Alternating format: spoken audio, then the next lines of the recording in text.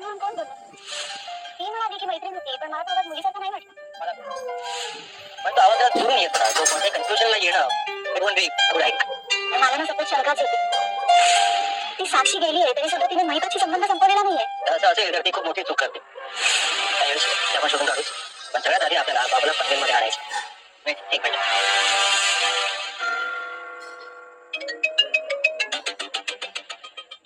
अर्जुन बोल, गाव पॅलेटमध्ये काम करायचं. बोल. हे बघ बाबू, तुळजापूरमध्ये आहे मी तुला सांगितलं. मी तुला त्याचा पत्ता आणि फोन नंबर पाठवतोय. त्याला आजच्या आज पनवेलमध्ये आणायची तयारी करायची तुला. पनवेलमध्ये किती? हो. नाही म्हणजे मला माहिती आहे की त्यांनीच तुला सांगितलं होतं रविराज सरांना मारण्याची सुपारी कोणीतरी दिली होती. पण तू इथे आला तर आपल्याला आणखी काही मदत होईल असं वाटतंय तुला? हो या, म्हणून तुला सांगतोय.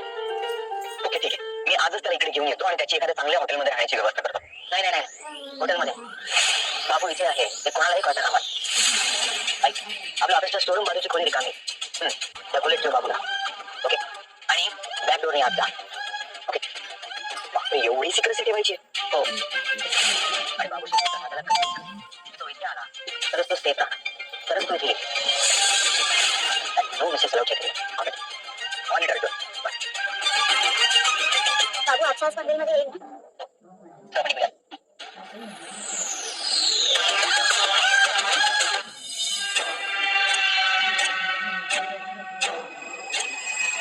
कुठे बाहेर निघालात? बाहेर जाताना आवाज पाहिजे का नेहमी? काय ग? मागच्या जणकी मांजर कोणसाठी आडवी जाते? मी फक्त इतकंच म्हणत होते की कुठे बाहेर जात असाल तर भाऊजींना सांगून जा. आणि जेवायला घरी येणार आहात ना? हे बघ तुला मी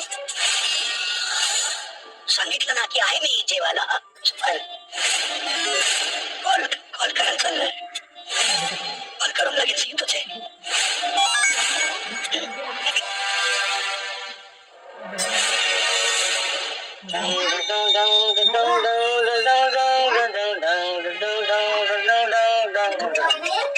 आलिया गावात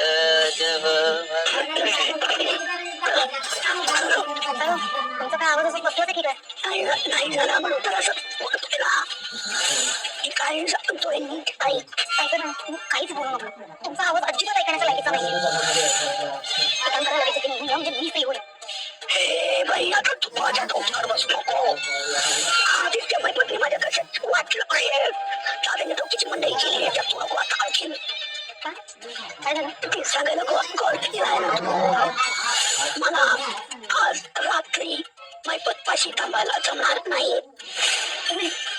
थांबता येणार नाही म्हणजे काय ऑप्शन नाहीये? मी 24 तास ड्युटी करणार नाहीये. दादा माझ्यावर वॉच ठेवले.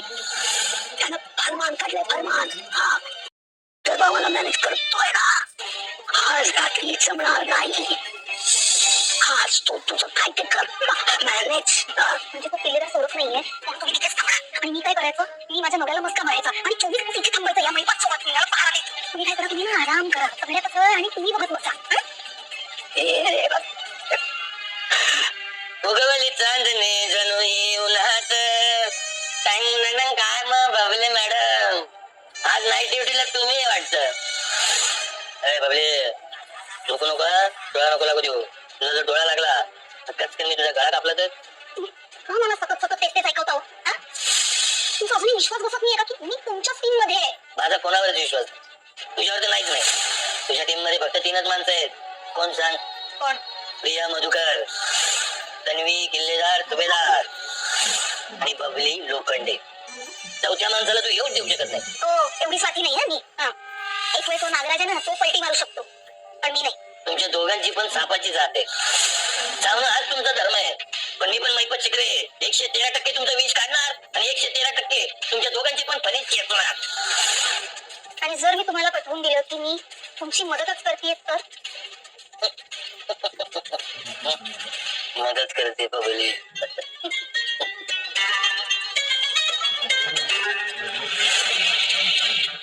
साक्षी जिवंत आहे. हो ना? सायली, आज नाही बिटाची खुशी पण छान झाली होती ना? बरं सायली, अश्विन घरी आलाय पण त्याने काही खाल्ले की नाही तेव्हा सांग. आणि तन्वीच आता काय नेहमीप्रमाणे पत्ताच नाहीये. मी अश्विन भाऊजींसाठी काहीतरी खायला बनवते. चालेल. तुझं काय मैत्रिणी जाते म्हणून निघाली आहेस आणि अजूनही तिथेच आहेस. म्हणालीस?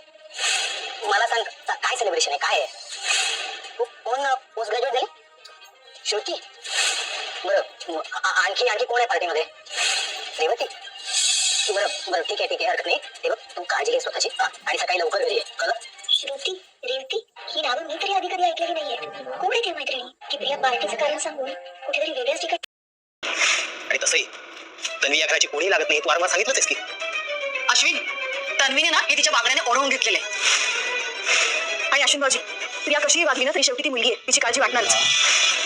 तुम्ही शहानिशा करायला हवी. ती कुठे गेली, कोणाकडे? म्हणजे काय करायचं? तिच्यावर संशय घ्यायचा, तिच्यावर वॉच ठेवायचा. माझं डोकं हे असं नाही चालत.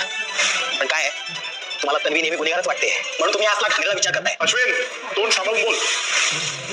खरं तर इतक्या रात्री अख्खं कुटुंब घरात असायला हवं. तुझी बायको कुठे आहे? वाटेल तिथे असेल, काय करायचंय? आणि तसंही तन्वी या कुटुंबाचा भाग आहे कुठे? आणि तन्वी तुम्हाला तेव्हाच आठवते जेव्हा तुम्हाला तिच्या चुका काढायच्या असतात, बरोबर? हे बघ, ती खोटं बोलते ना, मला चांगलंच माहिती आहे. आणि म्हणून मला असं वाटतं की ती आत्ता सुद्धा खोटं बोलून घराच्या बाहेर राहते. तुम्हाला आवाज वाटून घ्यायला मी प्रिया, कळलं? पण मला माहिती आहे तन्वी माझ्याशी कधीही खोटं बोलणार नाहीये. मी तिला कुठलीही गोष्ट करण्यापासून अडवणार नाहीये. आणि मला असं वाटतं तुम्ही कोणीही या गोष्टीमध्ये न पडलेलंच बरं.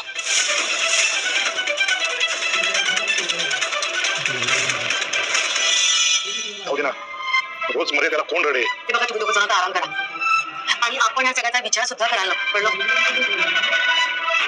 ठीक आहे. Good night.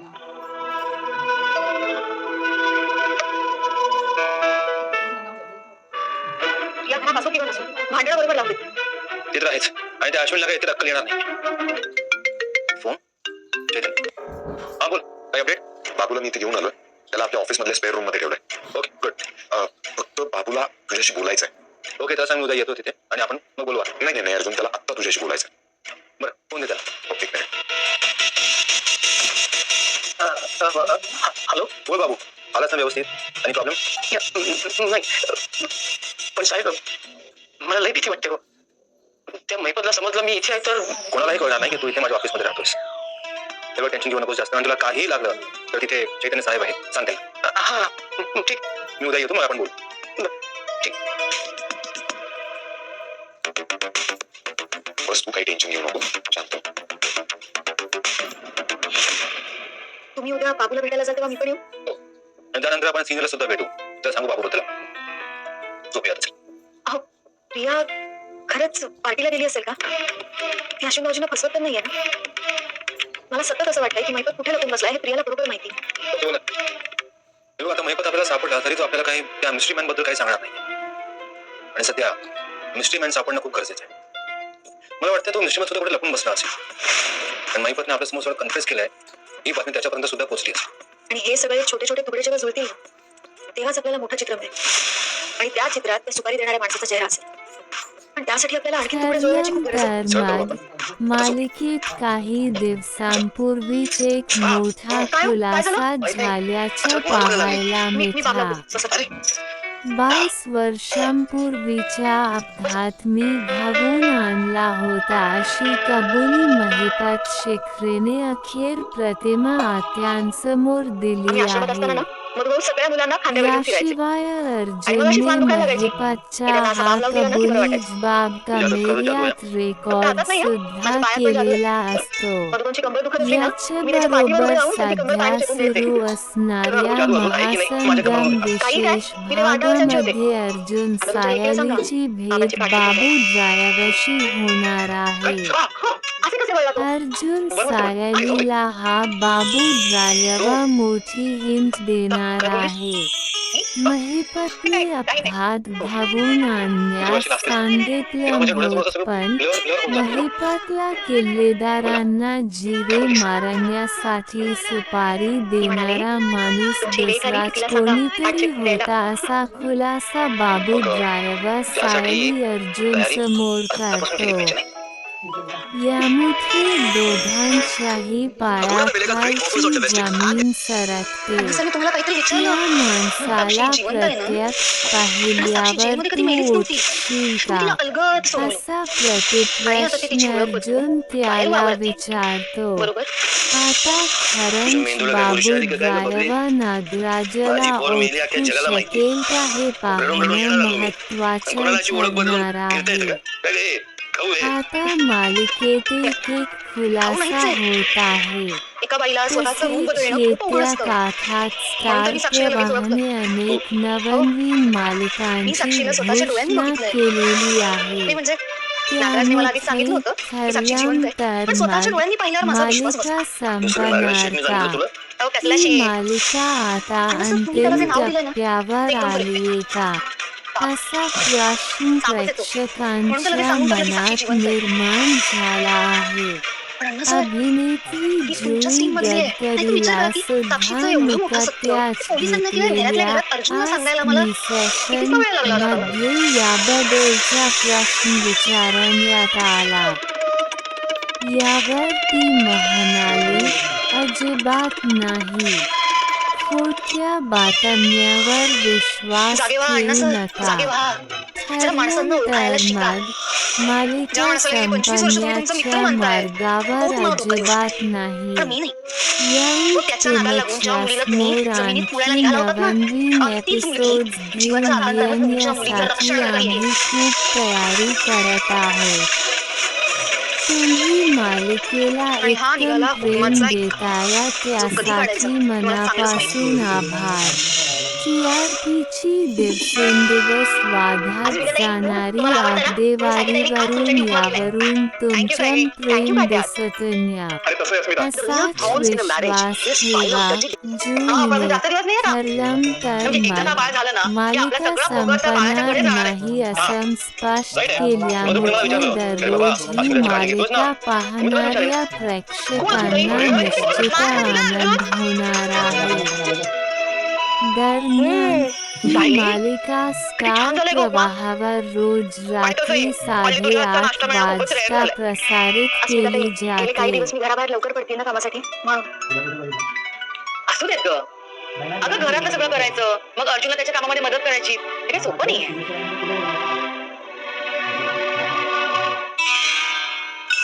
अरे हे का तू निघाला सुद्धा?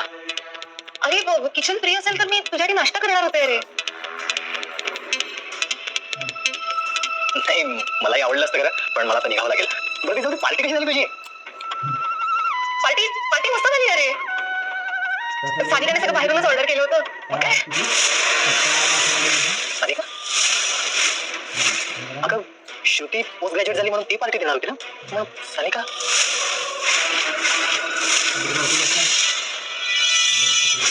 पास झाला माय पास. आता मी इथे तुला blame केलं.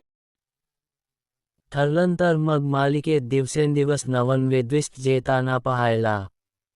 अशातच आताच्या भागात सायली आणि अर्जुन ज्यांच्यामध्ये घरातील विनोदी भांडण होतं.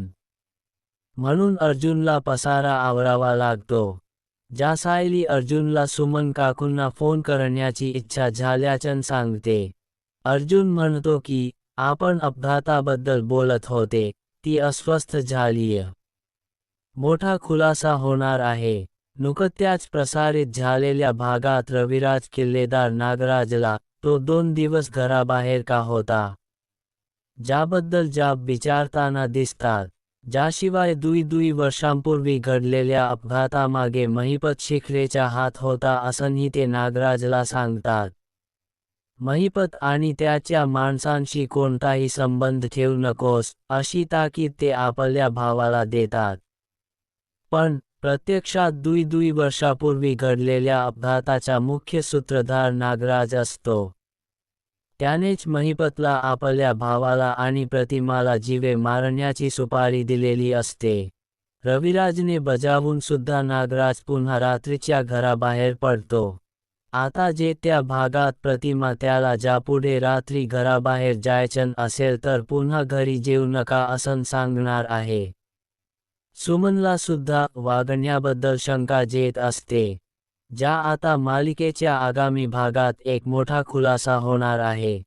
घाबरलेली सुमन सायली अर्जुनकडे जाऊन पोहोचते. ती घाबरत अर्जुनच्या ऑफिसमध्ये येते आणि म्हणते, सायली, मला तुम्हाला दोघांना काहीतरी सांगायचं आहे. 2 वर्षांपूर्वी भाऊजी आणि बहिणींचा जो अपघात झाला होता त्याला माझा नवरा सुद्धा जबाबदार आहे. सुमनचा खुलासा ऐकून सायली अर्जुनच्या पायाखालची जमीन सरकते.